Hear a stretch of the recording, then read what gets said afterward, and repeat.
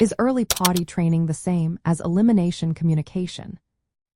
Have you ever wondered if early potty training and elimination communication are the same thing?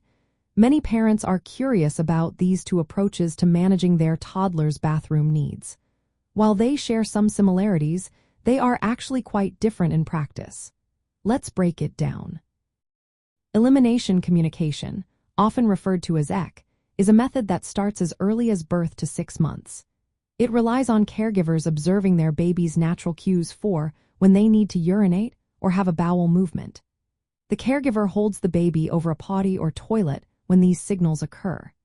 This approach emphasizes a partnership between the caregiver and the child, focusing on communication about bodily functions rather than teaching independence. On the other hand, early potty training typically begins when a child is around 18 to 24 months old or older. This method is more structured and aims to teach toddlers how to use the potty independently. It relies on the child's ability to recognize their urges and control their elimination. One key difference is the timing and goals of each method. With elimination communication, the goal is to reduce diaper use by responding to the baby's needs. In contrast, early potty training focuses on achieving full independence once the child shows readiness signs, such as staying dry 4 hours or expressing discomfort with soiled diapers. The approach also varies significantly. Elimination communication is more passive and cue-based. Caregivers need to anticipate their child's needs. Early potty training is active and involves teaching techniques like scheduled potty sits, praise, or rewards to reinforce good habits. Developmentally, elimination communication does not requiring the child to have bladder or bowel control. It works with the natural reflexes of infants. In contrast, early potty training assumes that the child can physically hold their urges and understand cause and effect.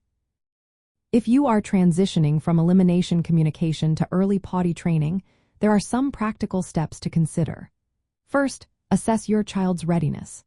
Look for signs such as curiosity about the toilet, the ability to follow simple instructions, or discomfort in wet diapers.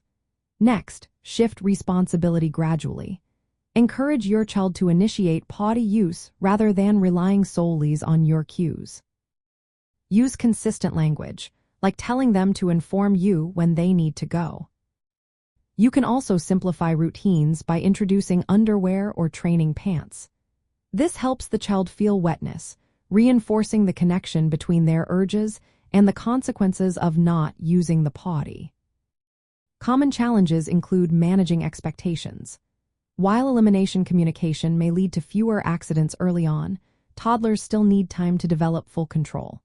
It is essential to avoid frustration and recognize that setbacks are normal. Consistency is also key. Unlike elimination communication, early potty training requires a daily commitment to timed potty sits or reminders, which may conflict with a toddler's growing desire for independence. Understanding the distinction between these two methods is important. Parents who use elimination communication often find smoother transitions to potty training since the child is already familiar with the toilet. However, elimination communication does not guarantee earlier independence. It simply lays the groundwork. True success in potty training depends on the child's developmental stage, not just prior exposure. Combining the responsive communication of elimination communication with the structured teaching of early potty training can create a flexible and low-pressure approach tailored to your child's pace. Remember to prioritize patience and adaptability throughout the process.